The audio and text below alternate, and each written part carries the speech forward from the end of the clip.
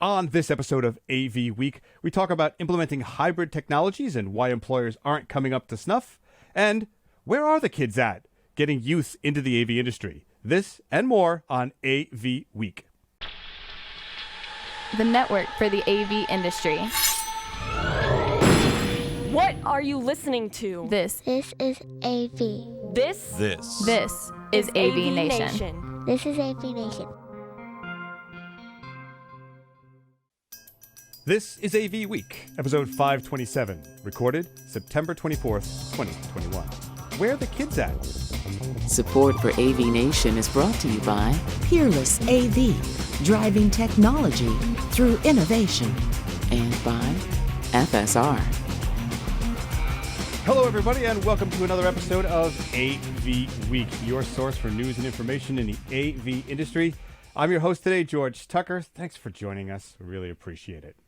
Well, it's been a busy news week with lots of stuff, but before we get to what we're going to talk about, I want to introduce my guests who I'm really excited to have on today. First off, of course, Dawn Mead. She's Senior AV Architect for the Defense Aerospace Industry. Dawn, good to see you again. Good to see you, George. It's always a pleasure. I know. Someday in the flesh. We will, I swear. Allegedly. Allegedly, yes.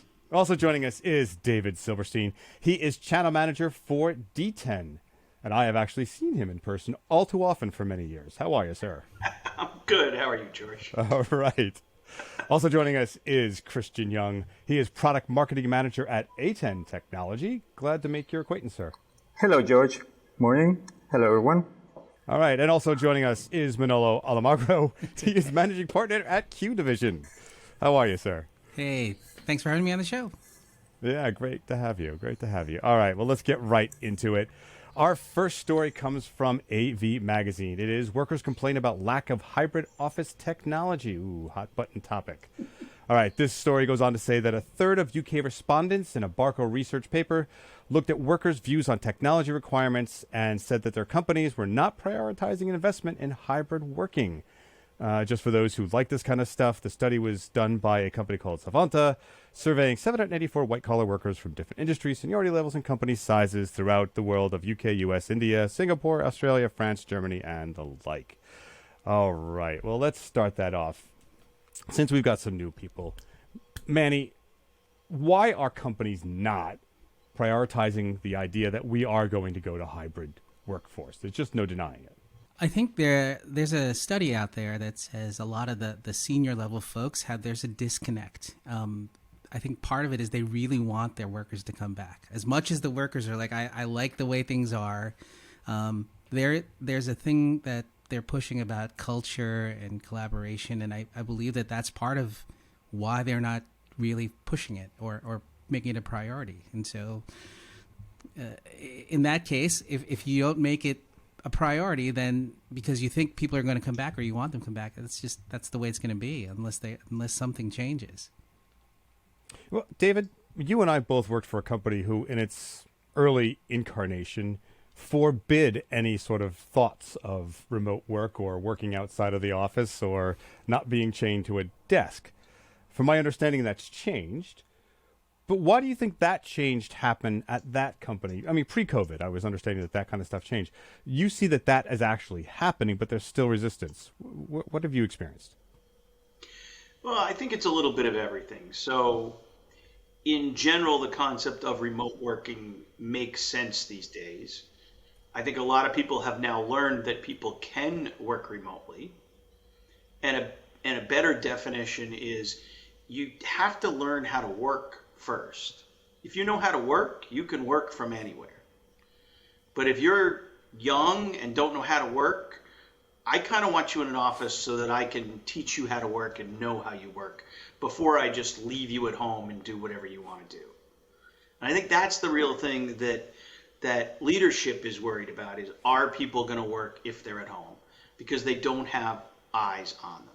Now, the other part of it is there might be large organizations that are going through all kinds of plans to establish hybrid work environments and hybrid work, but they don't want to announce what's in place because, as you well know, if somebody just goes, hey, we're going to have hybrid work, people what does that mean? Do I get stuff at my house? Where am I going here? All those kind of things. In the beginning of the pandemic, the people at Google were expensing their lunches when they were home because when they were at work, they got free lunch. So when they were home, they should get free lunch. And I think organizations have to figure all this out, put a lot of things in place before they can just step up and say, okay, everybody, we're going to a hybrid workforce, which is why we're hearing this, oh, we're going to wait another 2 months before we come back, or 3 months. I think they're buying their time to put something real in place, because at the end of the day, hybrid is going to be the way most everybody operates. Let's face it, there are certain things that you have to do physically in the space, and I'm sure Don can name many, many organizations and places where I can't just take my work home and continue doing what I was going to do. Don, let's change the nature of that question a little bit. You work in an industry in which you really can't do the work from home because of security issues, right? So this survey said that that the workers saw a disconnect between what they believed they needed and what was being equipped. In fact, 76% of the respondents agreed that all meeting rooms should be equipped with video conferencing technology to promote and enable a hybrid way of working, end quote. So what are they missing? I mean, it really does depend on the industry. So my own company, and I can't tell you who that is, I'd have to kill you, but my own company, we have people that manufacture. Guys and gals that manufacture, they have to be on the line or in the room where they're manufacturing things. You can't do that remotely. If you're working in any kind of closed, secure, SCIF or classified area, obviously you're not going to be doing that remotely. And even those of us who have the benefit of being able to work remotely, there's a lot of extra hoops we have to jump through with, VPNs and anonymizers and logging in 12 times and giving the blood of your firstborn, which is tough for those of us without kids. And, it's a whole different challenge. I mean, where we are able, I can tell you that my company and a lot of companies in my shoes are beginning to put that investment in hybrid working.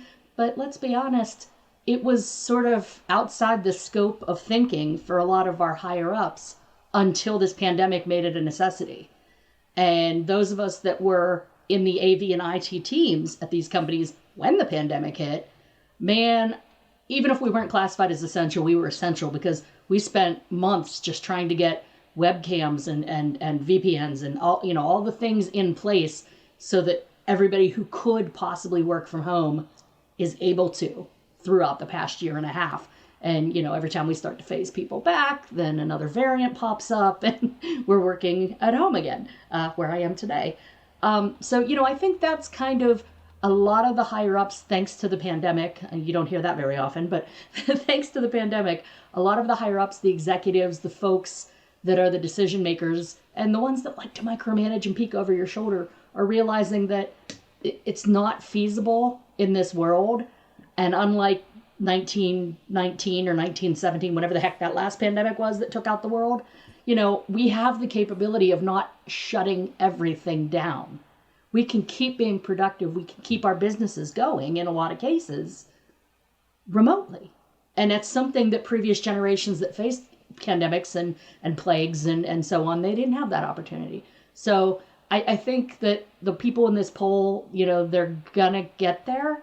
They just have to let their bosses' brains catch up a little, let their bosses' purse strings catch up a little. I can tell you none of our 2020 budgets and even a lot of our 2021 budgets did not have a lot of hybrid and collaborative stuff in them because we planned 5 years out and we didn't know we were going to get hammered with a global pandemic. You change things suddenly. It's a little bit agile, and the bigger the company, sometimes you can't turn the Titanic on a dime. You gotta be agile in a speedboat, not in a yacht. It's an apt metaphor. I like it. Thank you, Christian. So let's wrap this up a little bit. So the conversation has been, say, from David and from Annie, and that people need to make the change, right? And Dawn mentioning that there are budget constraints and process restraints. But the article goes on to talk about more about that detail about how workers say that they want touchscreens. They want to use their laptop as a command center. They want wireless technology for rooms. They want those kind of technology investments that encourage a free-form workforce and a free-form way of collaborating. This is something we in the industry have advocated for more than a decade, probably 20 years of advocating for this, but it still seems to be a constraint that's not put in. I'm going to ask almost the same question I asked Don, is where are we missing that market and how are we not capitalizing on this new trend? I think that a lot of manufacturers are seeing this type of trend. They're realizing that this trend is coming faster than what they thought before because of the pandemic.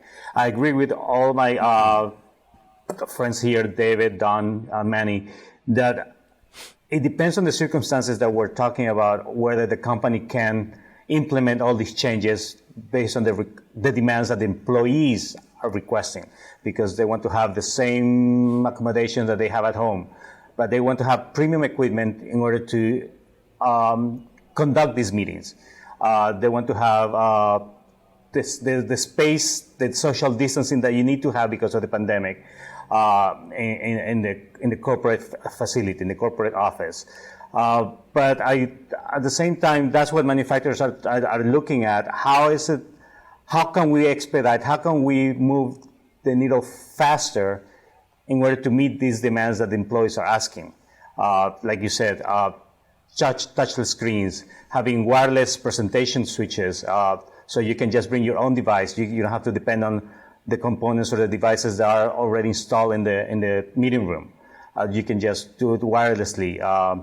So again, manufacturers are realizing that. I think they are introducing a lot of products that are moving towards that direction. My company is doing it. During the next lineup, we're introducing some products that are more like wireless and that allow the hybrid model to be implemented in a better and easier way for the companies. Okay, so the question for the group to sort of summarize this one, do we have any opportunity in the idea that David brought up, which was how do we know they're working? Right, that's a common question.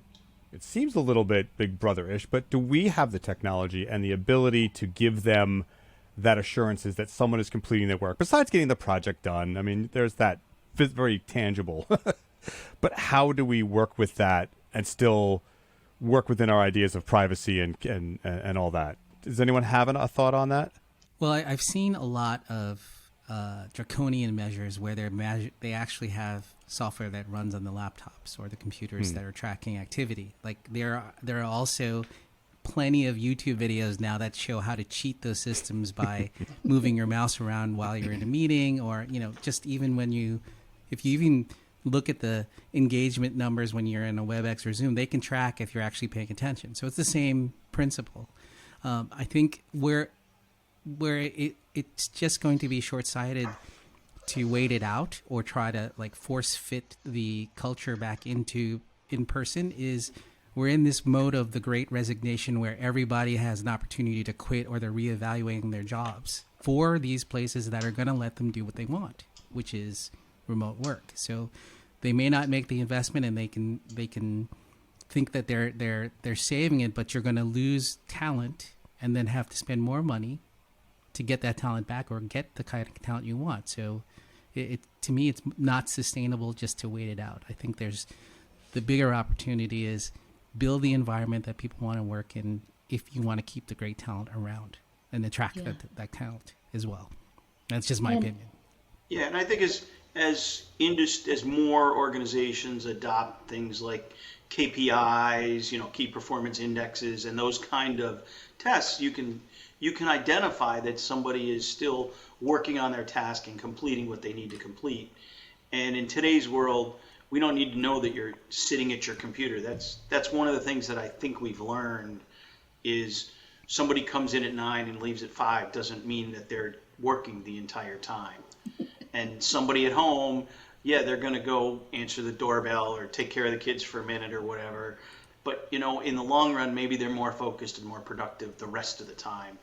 And I've seen many studies that say people that work from home don't certainly end at 5. A lot of people start before 9. It's a different environment. It's a different way of working. And what everybody needs is a good measuring stick that says, okay, they've produced the amount of work that I need produced in this timeline, and then you know whether you're successful or not. And I think it's a matter of each industry kind of determining what that is. You know, if you've ever been in an organization where somebody's come in and said, okay, now we're going to rate everybody on KPIs. If you've watched the whole company and what it takes to generate that, it's not that easy. And I think a lot of people are going to have to go through that right now. But at the end, I think you're absolutely right. And as the story says, you know, there are way over 1 million conference rooms out there that have no form of video conferencing in them today. So as a person, yes, there are 10 rooms and 2 of them have video conferencing. I need the other 8 to have video conferencing because half my team isn't going to come in. So yeah, that's a definite known issue. How fast somebody can build those out and get those done, that's to be determined. But if they have the budget, we as the AV industry, I'm sure, are ready to do it. At the end of the day, you know, the ability of getting people to work from home and having this hybrid flexibility in their schedules comes down to the same thing as getting investment in our rooms on hybrid technologies, and that's getting a mind change or a mind shift among the higher executives and having them understand that, you know, it's not going to be everybody sitting around the table. We're going to have people calling in. We need this investment. Similarly, we have to change their mind that a work week is 40 hours chained to a desk, just like David said, of productivity. And that is so not true. If I'm in the office, you know, I love my coworkers, I love what I do, but, you know, you got Tim from IT comes over and jabs for 45 minutes about his kids' softball team and how they made the championships. And then, you know, the boss has a meeting, but we end up devolving and talking about all going out to lunch and where are we going to go for lunch and how are we going to do that? And then a customer calls on the company phone and we end up all sitting around the table talking and it goes off onto their kids. And I mean, it just, you know, the actual amount of work done in a workday in a modern office can be significantly lower than 8 hours, 40 hours a week. Whereas, you know, at home, I wake up, I roll out of bed, throw on the yoga pants, let the dog out. I'm at work by 7:30. I don't have to sit in traffic for an hour and a half in DC, you know. I get my job started. I work until 5, even though it's, you know, 9.5 hours of a workday. And even taking time to let the dog in and out relentlessly and unload the dishwasher when I go out to make my lunch, I'm still way more productive sitting on the couch in my yoga pants than I would be in the office. So, but the higher management still a lot of times, and here we go to I'm not going to take us off on the tangent of generational things, but suffice to say, you know, some of the old white dudes at the top of the companies need to start realizing that these are not farm days. We don't work a perfect 8-hour day while the sun is up and the hay is being pitched out of the field. And, you know, the old industrial revolution style of work week is not the modern work week, and they need to, like David said, find out the indicators of what makes you productive. And if you're pulling out your work, you're being productive. Hey, thanks for watching this first story. To see the rest of the show, go to avnation.tv. That's avnation.tv.